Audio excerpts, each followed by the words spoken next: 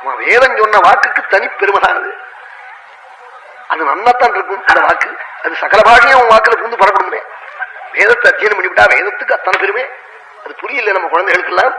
நம்ம பெரியவாள் ஆச்சாரியாளுக்கு புரிஞ்சிருக்கு, நிர்பந்தம் பண்றாள், கேட்க மாட்டேங்கிறாள். நம்ம குழந்தைகள் எல்லாம் எல்லாரும் அனுப்பணும். நம்ம ஃபண்டுல தான் நடக்கிறது, ட்ரிப்ளிகேன் ஃபண்டுல ரொம்ப ஸ்ரத்தையா நடத்துறாள். எல்லாரும் அதில் சேர்ந்துக்கணும். அதுல ஏதாவது ஸ்தூலமா ஏதாவது திருக்குத்தர் மனசுல ஏதாவது வித்தியாசமான எண்ணங்கள் இருக்கலாம் விவகாரங்கள்ல, அதை கொண்டு போய் இந்த காரியத்துல காட்டப்படாது. நம்ம காரியத்துல காட்டலாமோ? தம்பதிகளுக்குள்ள மனஸ்தாபம் இருந்தா பொன் கல்யாணத்தன்னைக்கு 2 பேரும் சண்டை போட்டு இருக்கலாமோ சம்மந்தி வந்திருக்கிற போது?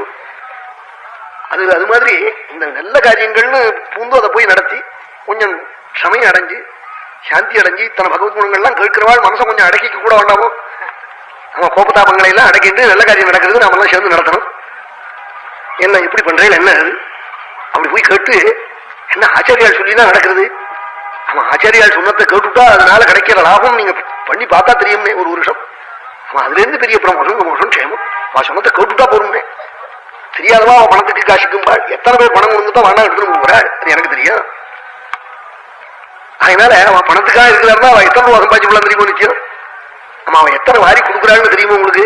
15000 ரூபாய் தான் கொடுக்கறது பெரிய தர்மங்களுக்கு. அவளுக்கு இன்னும் தர்மம்னு தெரியும், அப்படி எல்லாம் கொடுப்பாள். அதனால வேதத்தை ரொம்ப நல்லா ரட்சிக்கணும்.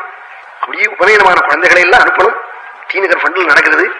நிறைய வாத்தியார்களை வச்சு சொல்லி அதுக்கு என்ன பண்றீங்க என்னன்னு கேட்டு அவ கமிட்டியே அவள்கிட்ட போய் பணத்தை கொடுத்து நன்னா நடக்க முடியா பண்ணி அப்படி எல்லாம் உதவி பண்ணணும். ஆச்சாரியாளோட அனுகிரகத்தை அடையணும்.